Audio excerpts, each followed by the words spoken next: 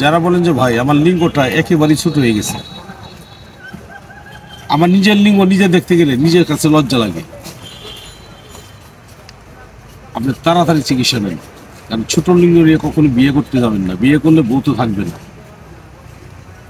সবসময় খেয়াল রাখবেন আপনি যৌবনটাকে ধরে রাখেন। আগে তো অনেক অত্যাচার করছেন, এখন তার পরিণাম এখন বুঝেন।